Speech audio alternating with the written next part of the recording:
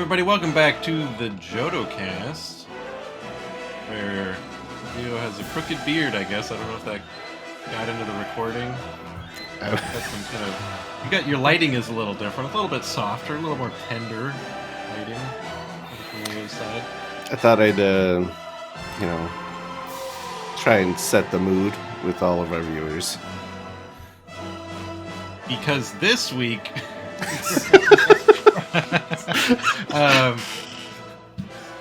so we got Leo and we got Kurt. Hey.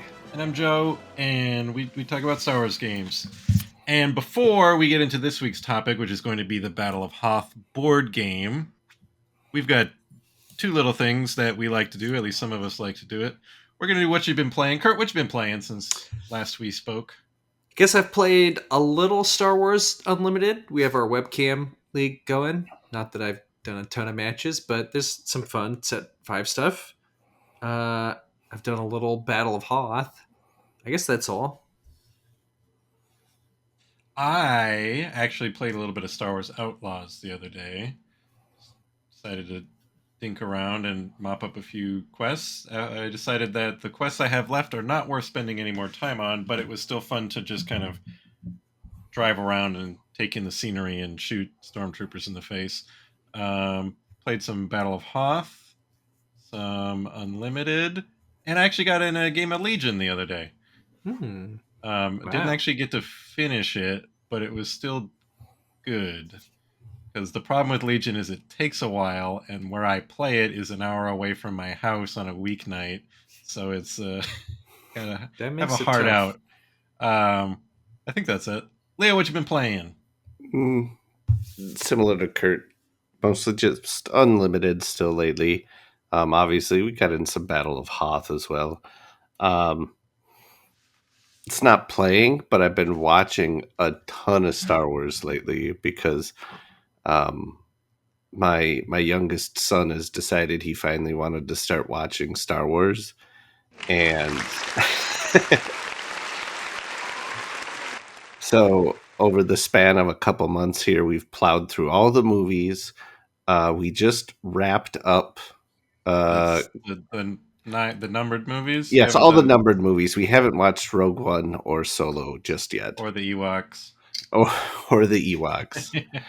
And we finished up the 2003 Genndy Tartakovsky Clone Wars series, which it's been a long time since I'd sat down and watched it, and I forgot how cool some of the stuff in that show was. It's such a great show because it's either like super badass or like really funny, like whether it's intentional or not. Like the little slugs sucking on Anakin's nipples is just kind of funny to me.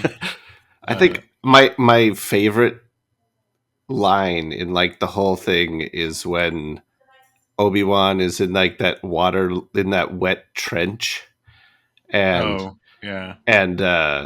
Cody shows up and he's all like, "The siege is going great," and Obi-Wan's all like, "Oh, I hope." He's all like, and Obi-Wan's like, "Yeah, I really hope so. Yes, General, we think we should break their defenses in just under 3 months. 3 months? We've been here a month already. Yep, everything's going according to plan." And then he just like flies away on his jetpack.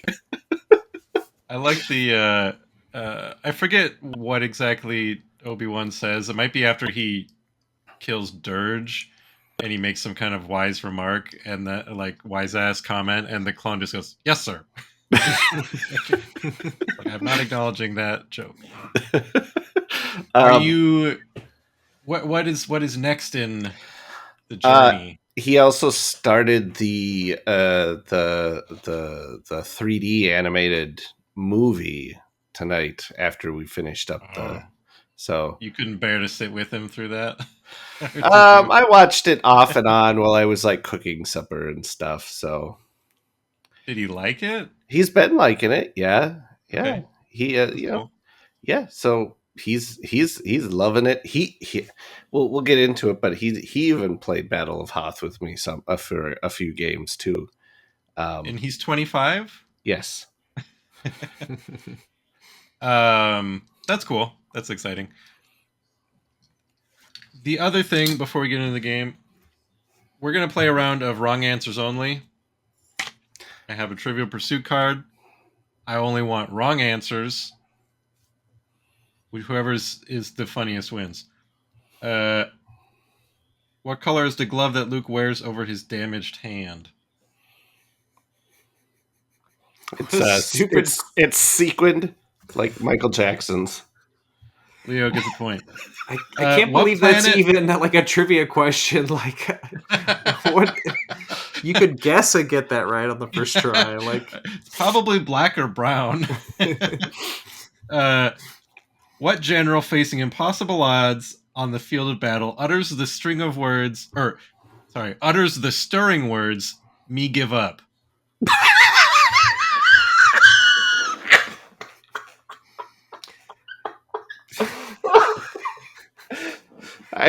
We don't even need to answer these. The questions themselves are entertainment enough. I'm gonna call that a General Grievous. That's what I was thinking. That's what he would say when he retreats. I think. Like, Who orders the gunners on Darth Vader's flagship to intensify their forward firepower? I guess it is still his ship at that point in time, huh? I don't know. I never really Yeah. considered that to be Vader's ship at that point because he hadn't like spent time on it since the last movie. yeah, you don't have to be like on the bridge. You know, someone else can be in command of it. He's still got the title is in his name. Yeah. I can't think of a funny one for that though. It's kind of just a serious line. Yeah, it's too hardcore. Can't make that one funny. Who's shoved into the same cell with Chewbacca in Jabba's dungeon? Cy Snoodles. Oh. She arranged it like a queen going down to see a gladiator, you know? That's better. And I think Kurt comes out on top there, 2-1. Pack this one away for now. I might have to just go through and curate the ones that are actually funny instead of picking. Anyway, Battle of Hoth came out from Days of Wonder. Came out earlier, late last month, earlier this month. Yeah. It was late August. End of August, I thought. Yeah. So it's been out for a couple weeks now. We've all had some time with it. And we're going to talk about it because I am assuming we have a consensus in that it's pretty awesome. Yeah. So this game is apparently more or less a reskin, a Star Wars skin on the game Memoir 44. I've never played Memoir 44. I don't know if either of you have. No, me neither. I've just known about it because it's such a popular game. So this game, to give you an overview, if you don't know what it is or what it's about, it is. I don't know what the lawyers would call it, but I'm going to call it a board game. It does have a lot of little miniatures. It's got a small board of hexes, Empire versus Rebels. As the name implies, it's all based around Hoth. And there's a booklet of scenarios that tell you how to set up the board, where each player puts their minis, which include snow speeders, snow troopers, rebel troopers, turrets, probe droids, and AT-ATs.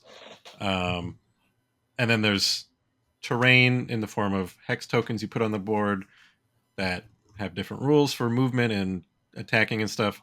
And then each player has a deck of cards that tells you basically which units are allowed to go each turn.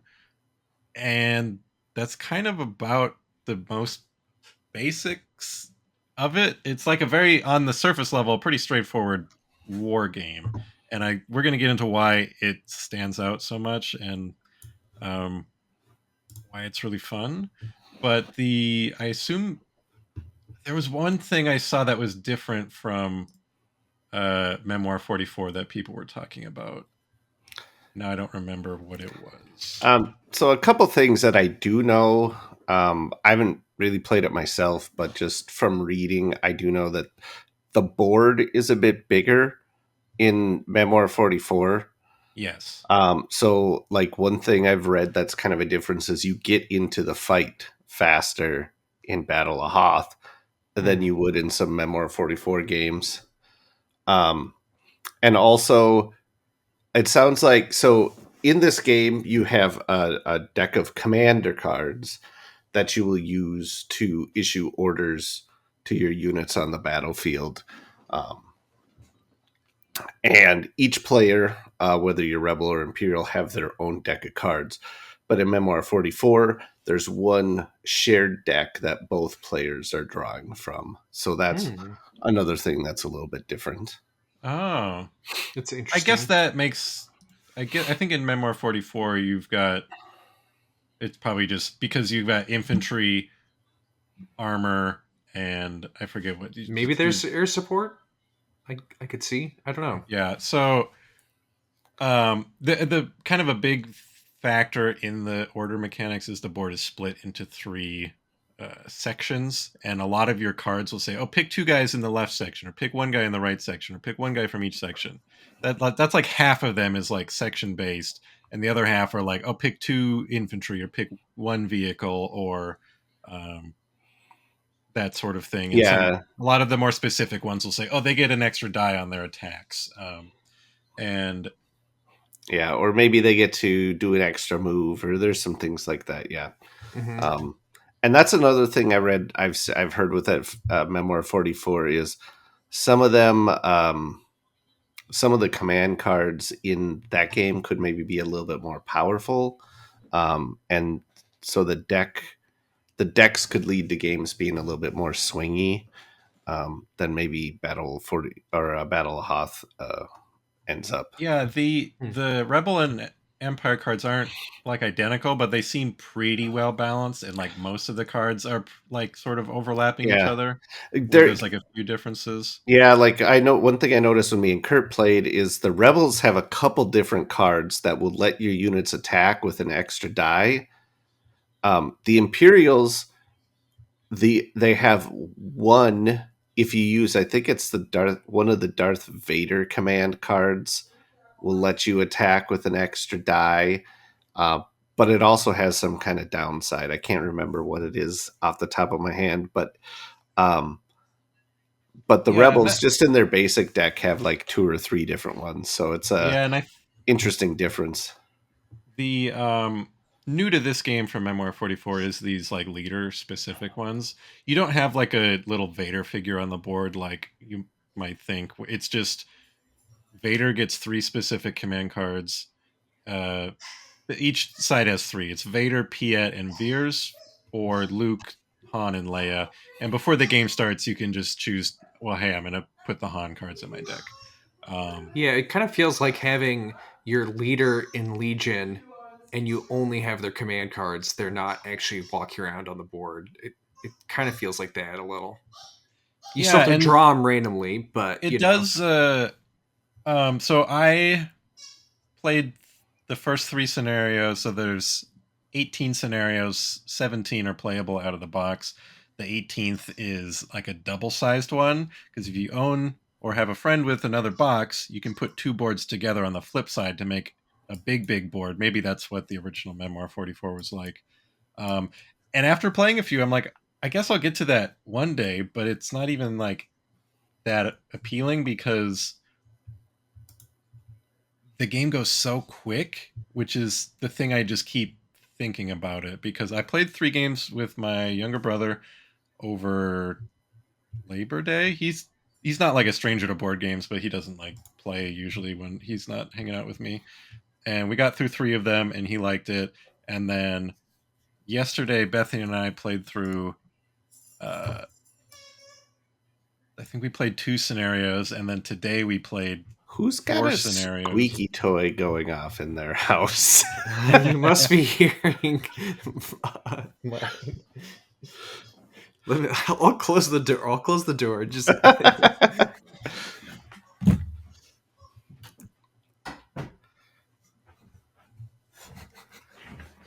okay. Yeah, we played a game over lunch, and then we got in like three games after work. It says 30 minutes on the box, and it's not lying. Like sometimes they're quicker than that. Um, the turns are fast and the games are fast, and it's like just the right length where every time you finish one, you're like, okay, we can do one more. Like, let's do one more. Because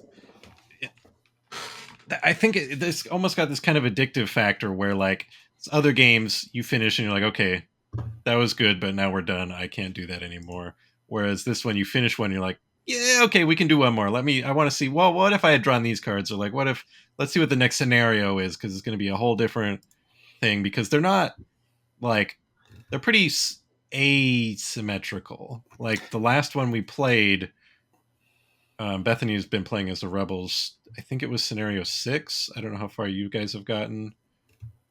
We Uh, just did the first two, I think.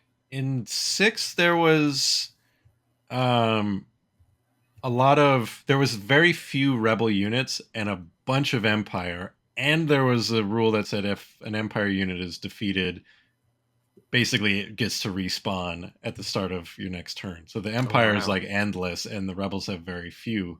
And so it's really one sided. And honestly, it felt like, what is going on here? Because I'm just steamrolling. They're all dead. And then, like, Bethany won in the end. I was like, wait a minute.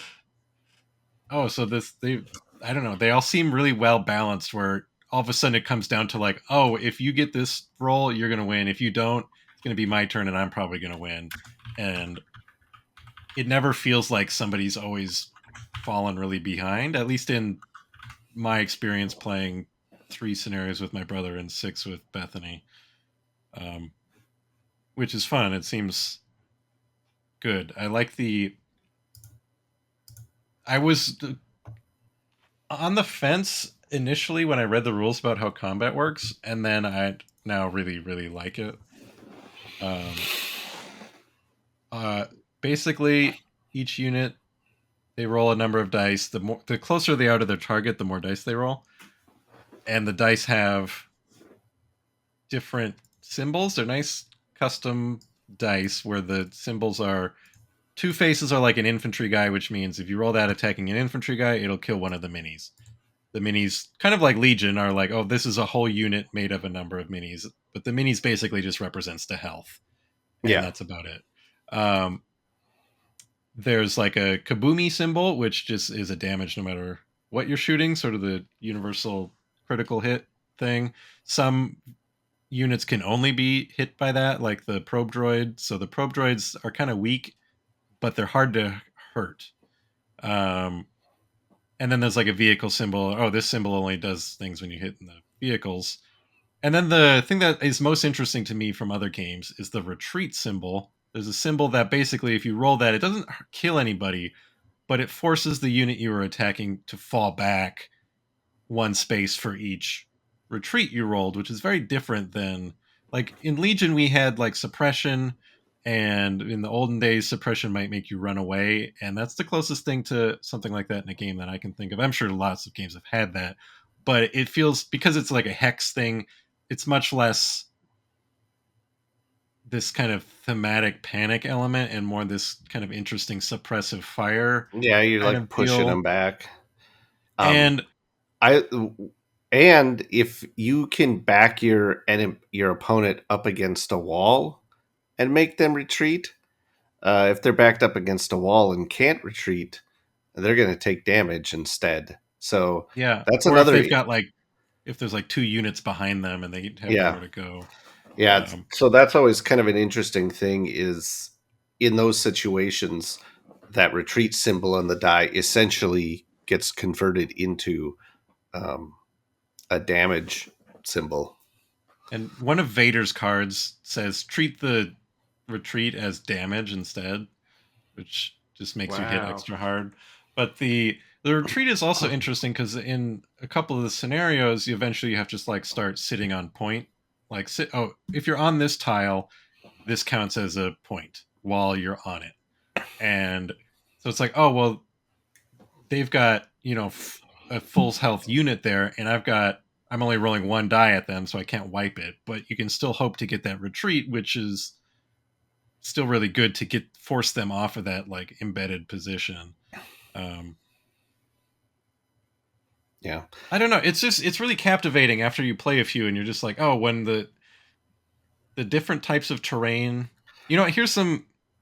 getting a Yeah, little off the track, but the go ahead. I was just gonna say, yeah, the terrain surprisingly ended up making a big difference. Like I remember played the first scenario with Kurt, and all we had was basic.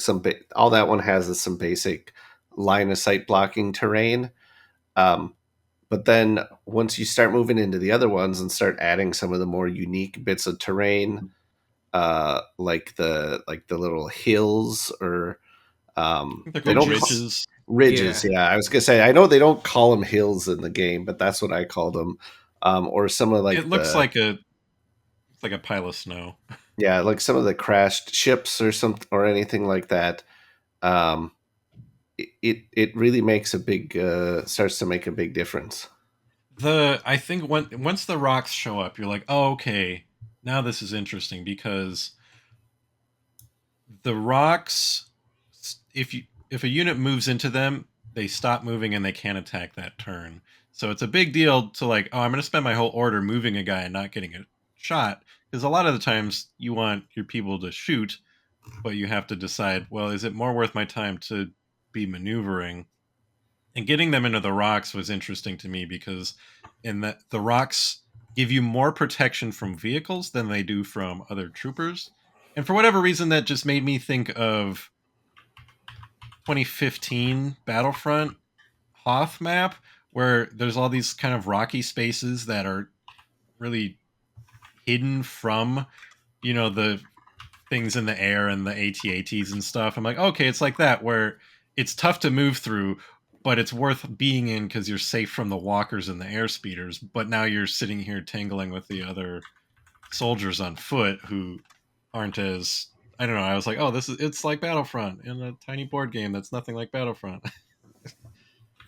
Yeah, I think one of the things I enjoyed the most about like every facet of the game was how it's like very simple rules, like very straightforward, but then there's a lot of depth from it in play. Like you have pretty simple different types of units. They're not hugely different, but they're different enough that when you're playing it, it's like, oh yeah, now I'm using the snow speeders or whatever. It's like completely different.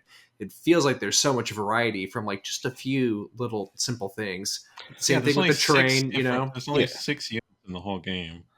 and Yeah. Technically, there's more ish because there are some little like status tokens you can give people that'll make them like an assault trooper rather than like a basic trooper.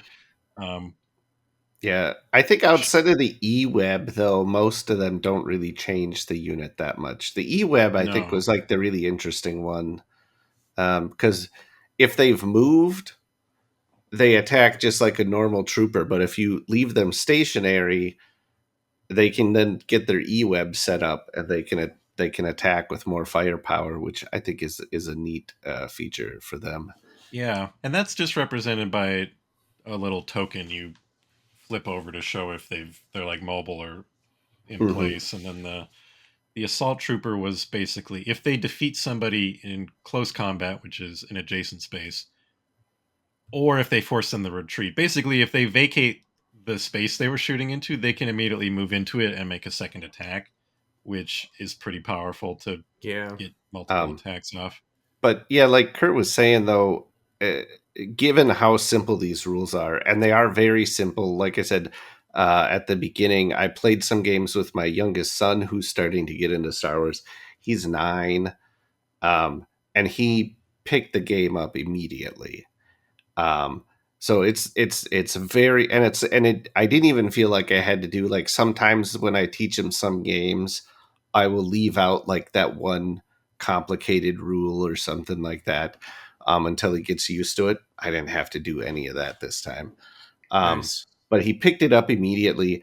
But even when it's these very simple rules that a young kid can pick up right away, uh, there still can be a lot of depth in deciding how to use the terrain, when to hold your ground, when to move forward, um, and looking at the command cards you have in your hand, and saying, okay, this is of the cards I have in my hand. I've got all cards that can order these zones or whatever, so I should kind of be also along with moving forward towards my objective, kind of maybe I have to move some units into these other zones. So the Yeah, cards I have in my managing hand will be useful. working around the cards in your hand can be tricky. I had a game where I had like three cards that were all for like the same zone where I had no units. I'm like, oh man. But luckily I was also playing Piet, and Piet has a card that lets you just discard cards and redraw that many. I was like, oh, this is just what Hmm. I needed to get around that. Um, Piet and Leia seem to be the ones that have like heal. Like Leia has a card that's really powerful that gives a troop back to every unit that's lost one, and Piet has one that you pick one of them and you put it back to full health. Um, so the one of the most exciting parts of the game is also one of the kind of weirdest. I think maybe to some people, the AT-ATs. So the AT-ATs just kind of do what you expect. They move slow, but they shoot hard at every distance. The interesting thing about them is how you defeat them, because most of every unit in the game, basically, you roll the hit that applies to that, it's dead, or you remove that many minis. Obviously, the AT-AT, so there's no like health tracking other than like the number of minis left. AT-AT only got one mini. How are you going to hurt it? It's you have to roll like the vehicle symbol or the boom boom symbol, and those counts as hits. But then for every one of those hits, you have to roll dice again, and if you roll a boom boom symbol, which is a 1 in 6 on the d6, then you defeat it. So every time you shoot at the AT-AT, you got to hope you hit the right symbols, and then you got to hope you like basically pass the check that you actually hit it, which is 1 in 6. So the more dice you can throw at it, the more likely you are to hit it, but it's really really unlikely that you'll ever kill it. It's either because it's going to either be alive or dead. And that was really fun playing as the Empire because um, in two of the missions we had, Bethany was like going at it. She like flew her guys up there. I'm like, what are you gonna do? And nothing happened. And then like a little guy ran up and shot at it and got basically rolled a 6 twice and killed it. I was like, no. And from that point on, it became so stressful anytime she attacked my walker, even though like attacking my troops is like scary because they're almost certainly going to die every time. But then just like the Probably tension and not in one attack usually, sometimes like the if you got 4 dice, you can wipe them off. But Yeah, they're never going to um, die to one die being rolled and they're at full right, health. right, and Even though the AT-AT can be chances are taken down slim. by 1 dice, but it's not likely. But that tension that exists every single time someone attacks an AT-AT is, especially as the owner of the AT-AT, you're like, oh no, oh we're okay. But yeah, she won a game one time because there's a scenario where the AT-AT is worth 2 points instead of the normal Mm. one, so you're incentivized to go for it. And I was like, it'll be fine. And then it was just done. And then it kind of turned around. There was a different scenario where I had two, and because she was so afraid of them and like what they had done in previous games, she almost ignored all my troops to a point going after the walkers and never once did it. And so I was able to just kind of steamroll it. And then at that point, I was like, wait a minute. No, wait. You got lucky earlier. I'm fine. These things will never die. And they didn't.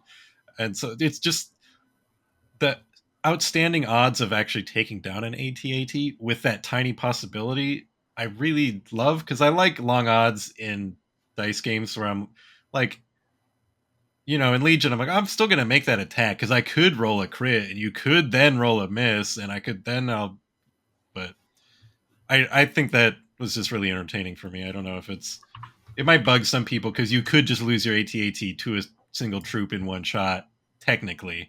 Um,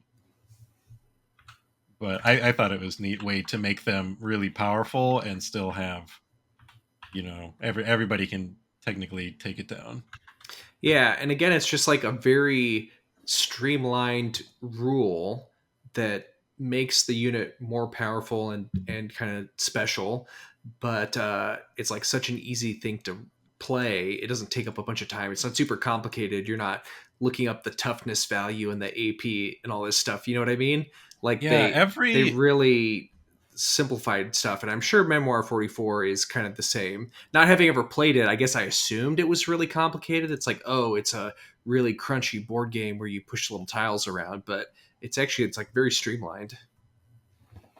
Yeah, and the the turns in this game are so snappy. Because sometimes all I'm doing is ordering one guy and I'm moving him up into the rocks, and then that's all I can do. And so Hmm. it's like, boom, done, your turn, and then you move two guys, and the back and forth is really quick sometimes. And even Yeah. like the longer turns, it's like, well, I'm ordering five guys, and they're all just gonna take shots so that and get drunk. Um, it's just was that was the most surprising thing to me about this game is how quick everything goes, and like a lot of times you're spending more time thinking about what card you want to play than you do actually like playing out the turn. For sure. And it's not just the turns too. The setup is super fast because you have your little booklet that says put these things on these hexes. It takes like a couple minutes or something, and then you're like Yeah, in, you know. You don't have to make a bunch of choices because the all that info is I predefined, would. basically. I wish so. The tiles are all double sided, and sometimes you okay. I'm going to put down all my ridges, and now I need like three buildings or whatever.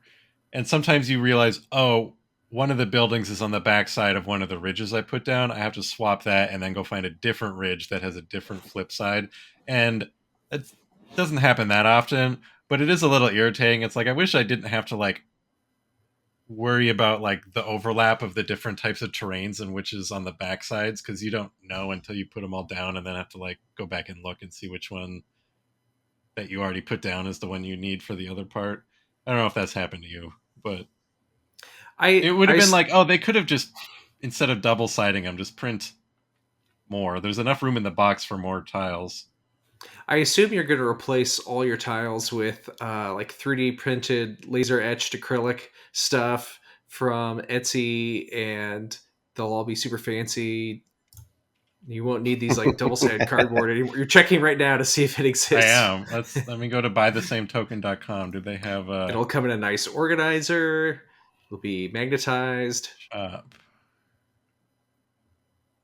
Legion, Shatterpoint, board games, Rebellion, Outer Rim. They I don't bet have it yet. somewhere what they need to is like an acrylic hex that you put your guys on, and it's like a movement tray. So it's like that you don't have to pick them all up. Instead of, I have seen. I was looking at Board Game Geek. Someone has made 3D printed hexes that basically just act as elevation for the terrain hexes. So like, oh, put your ridges Hmm. on this like the tallest one, and put the other ones on this shorter one, just to have like a visual difference. Because the Yeah. ridges are the only elements in the game that tend to act as like, oh, this is a very high thing because Well, the eight. Seracs as well. They block line of sight Oh, true. and Yeah. movement. Get like The ridges, 3D printed Seracs that stick up. That yeah, would those would actually be be good really as 3D cool. printed because you can't enter those spaces. The other ones you might have to be a little more creative with because you still need to put minis on them. But like, I want to paint these, which I is I actually have all my minis drying off right now. I just I gave them a bath here just a little bit ago to wash them off as the first step before I prime them. do I I need should to have done wash that. them?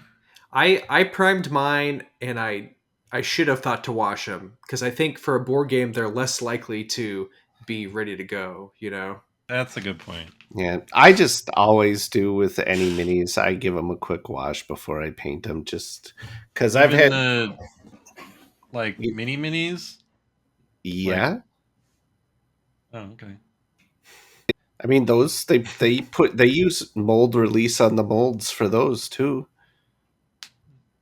I've never had an issue, or maybe I have and didn't realize that was the issue I was having, as I should have washed them. Yeah, It's I mean, one weird trick. especially when you're using, speed or contrast paints, because even if the primer adheres, sometimes like I don't know, It'll just kind of scrape Not like off. the non-stick properties of the mold release will bleed through the primer, and you'll notice. I will notice sometimes that when I'm putting like a contrast on or something like that, it just will not stay on a spot, and it's I because I didn't definitely wash the noticed that mini. behavior on like not just I don't use contrast paints that often, but even just like a paint that's like thinner, it just kind of Yep, yep. disappears. Hmm. Hmm. But that's sounds like a lot of work. So, It it just it's like takes you like 30 seconds to give them a wash. I'll think about it. But I do want to paint them. But also, I have it's a whole other story. My mini painting queue at the moment, which I'll probably might talk about in the video coming out soonish. The But I whole think it would. box is a lot to paint. I mean, I I'm think starting with with like the like more like the building type things, I and then think see that after if that. you're just using like contrast paint, speed paint, they might not take that long. Depends on how.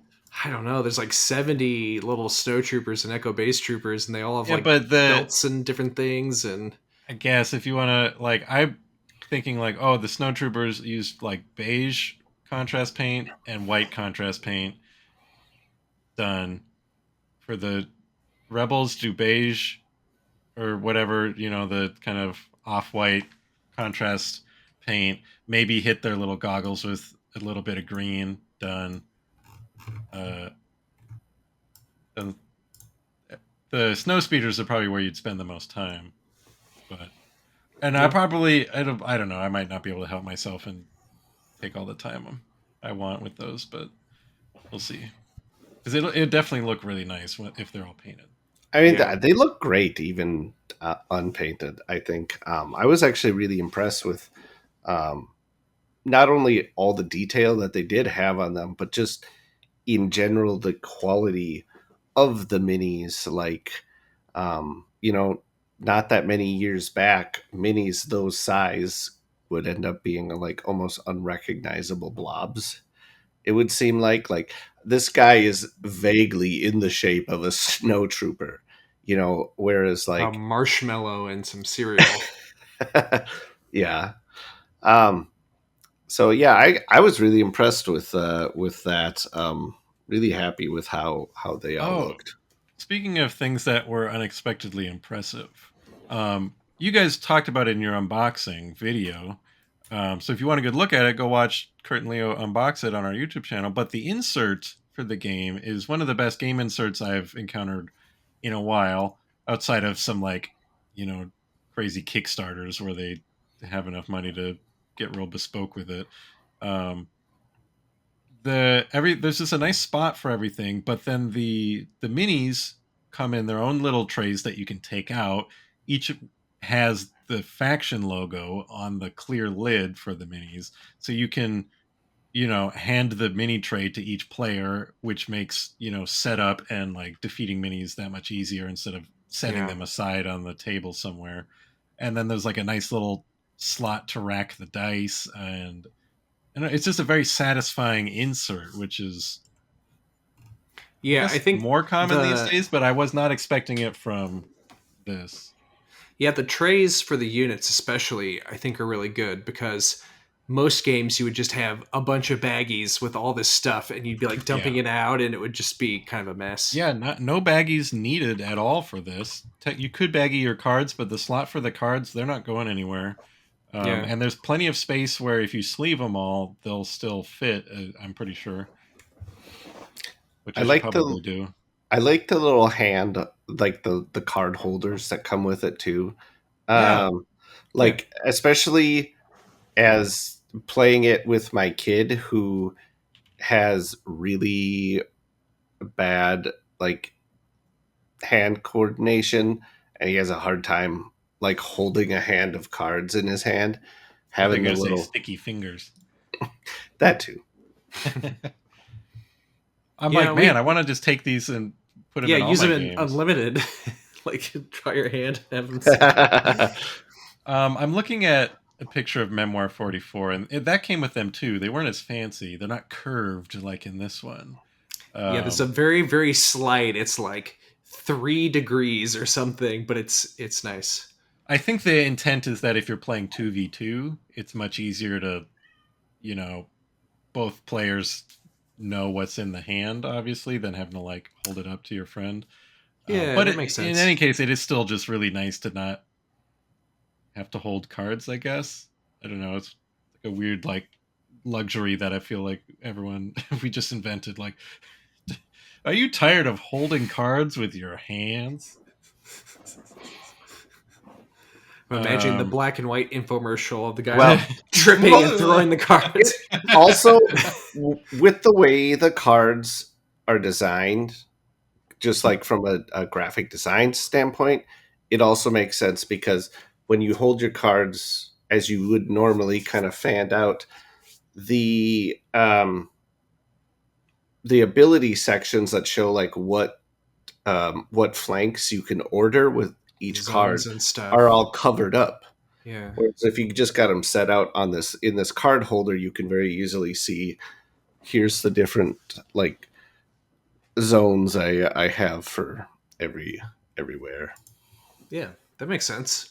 let me tell you guys some things I don't like. Okay. Number one, they're on the board.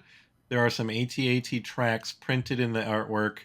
The tracks perfectly fit the feet of the miniature, which is amazing. But you can't put the mini on the board and get it to perfectly line up with 4 footprints or even 2, which is very frustrating. Like I wanted to just have it sit there and make it look like it made those tracks. You can't do it. Because The it wouldn't gate, be in a hex. well, not even that. Like you just can't like get it to line up. Like Oh. the spacing of the feet, like the mini is in a different gate than the one that left those tracks. So uh You, bad.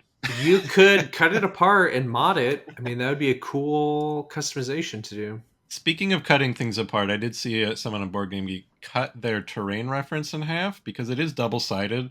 So if you did that, all of the reference is still on each one. So you could Okay. hand one to each player, but cutting the component in half feels wrong to me. It's a good idea, though.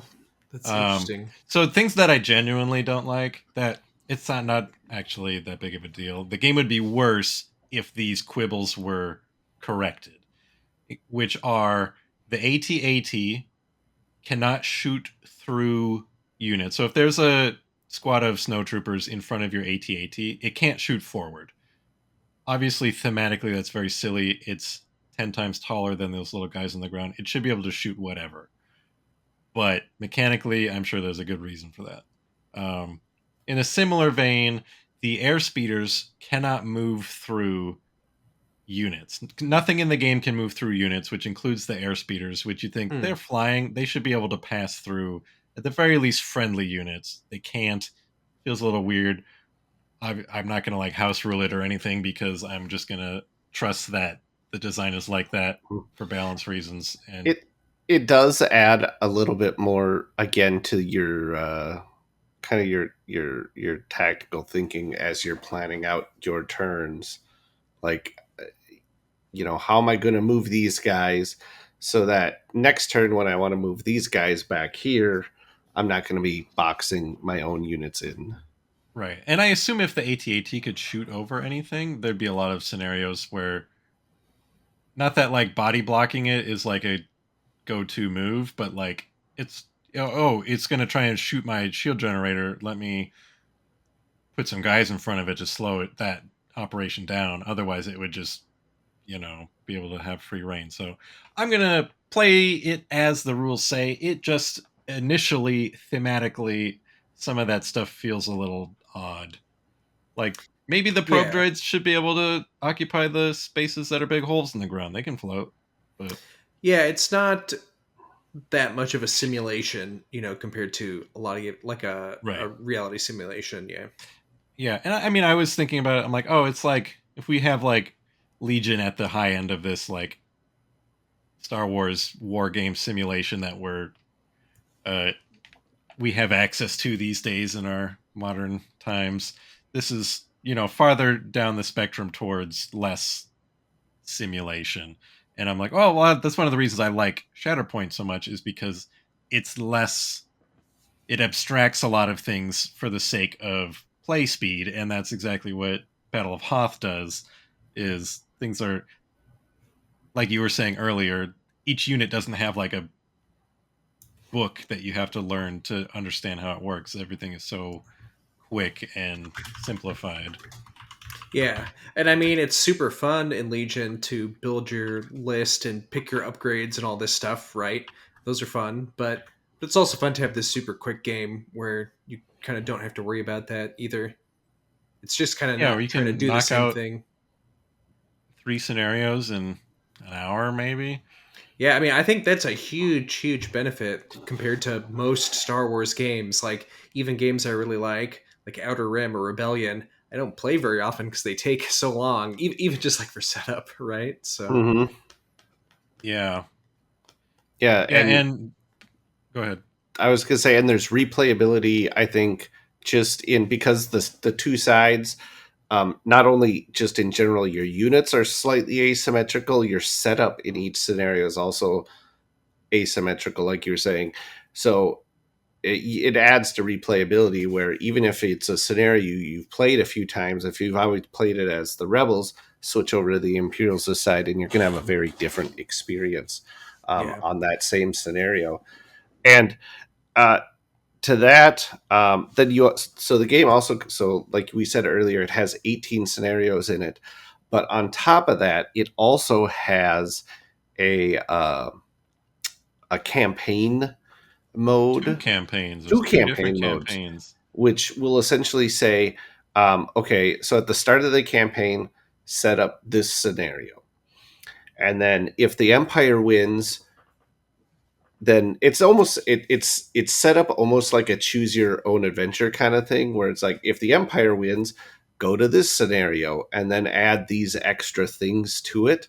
So even though you're maybe playing scenarios you played already, um, the campaign setup will change it a little bit, and it changes depending again on who won past games in the campaign, because it'll be like, okay, the Empire wins, go to this scenario, set it up this way. But if the Rebels win on the next game, go to this scenario and set it up this way. Yeah, And and there's a few extra cards that aren't like command cards. I assume those have something to do with the campaign modes.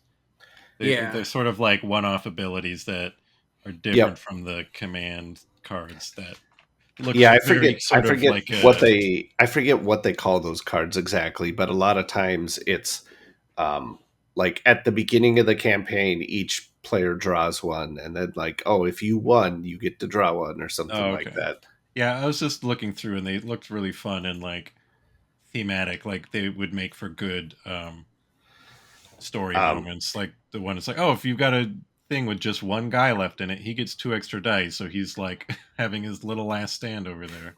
and um, if all those scenarios and the different ways to play through them still aren't enough for you, Days of Wonder does have a scenario builder on their Battle of Hoth website. Um, that you That's can, really cool. yeah, Gonna you have to yeah, can make some log in. Jodo scenarios. Yeah, you yeah. can log in, design your own scenario however you want it, save it, share it with everybody else. Um, I haven't, and I'm sure in very short order, we're going to start seeing um, people designing their own cool scenarios, or there's going to be some fan favorites or some adaptations of favorite, like Memoir 44 scenarios, things like that. Um, that should be really cool. Yeah, especially if you can also edit, I mean a lot of these scenarios have like custom victory point conditions and other custom rules like, this hex does blah blah blah. So if you have kind of the leeway to just enter whatever text you want for that section of the scenario, I mean, you could have house rules built in that's like, oh yeah, now you have this extra crazy thing happening, right? And then like I that could get saw. very very interesting. I was looking at the forums on Board Game Geek for this, and somebody had printed some little wampas in the same scale and made a scenario that there was just basically wampas that would just move towards the nearest enemy. And So they were sort of Yeah, just kind of a roaming environmental hazard, and that looked pretty neat. yeah, that's awesome. Yeah, I there's a I, lot wa- of like, there's I so want to much invent potential one. here. I want to invent one where you have one of the little tokens indicate that the squad is riding tauntauns, and then I don't know, something tauntaun rules happen, They probably just get an extra movement speed. and then when they die, uh, I don't know, one of your guys comes back or something. I don't know. Yeah, I'm excited to see where this goes. And then I'm also assuming, because Memoir 44 is immensely popular and has had lots and lots of spin offs and expansions or whatever, that this will not be the last um, Star Wars version of this. Um, I'm assuming we'll probably see like Endor, or I don't Yeah. know how I Yeah, Memoir mean, definitely. 44 the does it, if each box is its own self contained thing, but when you go to the builder, you can it has a spot you can choose. Okay, what expansion am I building for? There's oh, obviously only one thing listed on there right now, which is Battle of Hoth, but clearly they're planning to have more. Yes. Yeah, I'm excited to see what that would be like, and and if how you kind of they, mix them and match them, or yeah, because like, yeah, I'm curious. Is it going to be? Oh well, here's the next one. It's called Battle of Geonosis, and there's really no like crossover, which I would still be excited for. Or are there going to be like, okay, here's like a new unit for the Empire and the Rebels and a couple new cards. Um, but I feel like we'll probably see. If I had to put money down, I'd say Endor is next. Yeah, I would say at least for the time being, we're probably going to see um, just uh, like Galactic Civil War era stuff, just because. So you can kind of, like you said, there's probably going to be situations where you're going to want to mix and match the different factions, or I mean, mix and match units in these two factions, Empire and Rebels. So hmm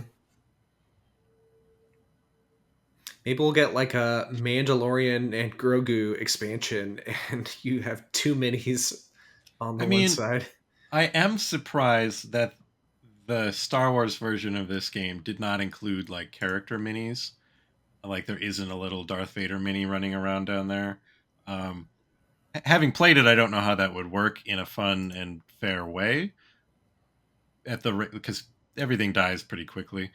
But also, just that's usually what you expect out of a Star Wars rebrand of anything, or like, because it's Star Wars, we want to see Luke and Vader running around. That's why Yeah, there's heroes in the Battlefront games. That's why, uh, like even just like Star Wars Carcassonne, like the meeples have like, oh, this is the Yoda meeple and this is the Boba Fett meeple. yeah, it makes sense that you wouldn't have them running around in a World War II game, but yeah, in Star Wars, most of them would, other than like Piet, right? So, Yeah, I guess it but does give them a little more yeah, flexibility to have, yeah, but you just have to make a custom scenario where one of your snowtrooper squads is Luke, I mean, I guess and you you, could put it in. Okay, it yeah, gets one extra mini, and it rolls like one extra die. yeah, some something like that. I didn't look into the campaign stuff enough, but there's nothing like, oh, the mini, like the units that survive a mission like level up between missions, do they? I don't think so. in the campaign, Uh, there are some where, I mean, it's not necessarily like they level up, but you it I believe like when you set up a scenario, it'll say like you get to assign like an assault token to one infantry or something like that. So there yeah, is kind of some stuff like that. Cool. Well, this game really surprised. I thought it would be a pretty fun, neat little game, but now I just keep like, I need what I need to go play it again. I want to play more. I want to try like 2v2. I want to try the big mode. I want to get through all the expansions or the scenarios. Um, for me at least, it just feels like a game that after you've played it a couple times, you just need to play it more and like, oh, I need to experience it again and figure it out and see what different things happen. Yeah. Like you said, it really did take me by surprise because I was kind of like, it's just going to be like this war game and there's just be some hexes and I'm going to buy it out of obligation. But like as soon as I started reading it and like getting the little minis in my hand and stuff, I was like, oh, there's like a lot going on here. So yeah, it really did surprise me. Yeah, It's going to be a and I'm keeper. excited to fancy it up eventually with try to paint them, or like you said, they'll be nice acrylic tokens soon enough. Um, Definitely a game that I think is going to be on the table quite a bit in the next year. Yeah. Battle of Hoth tournament next summer. Hmm. Probably someone's going to. We're gonna set it up. And then How we many can figure boards out can like you a put together to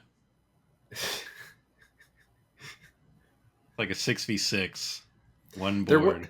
there was something what like one of the early announcements didn't someone they made like a extra huge sized board with extra huge minis or something as like a little promo thing wasn't like at a con or something. It might have been at Yeah, Gen yeah. Like, Con. You I tell me forget where about it that, was. Leo? It was. I forget if it was Gen Con or if it was um, like Gamma or something like that. Somewhere they did have an oversized board that they. Anyway, Yeah, Kurt, how many Wampas out of 5 do you give this game? I'll say 4.8 wampas. One of them had its arm chopped off. Leo, how many probe droids out of 10 do you give this game? Uh, I give it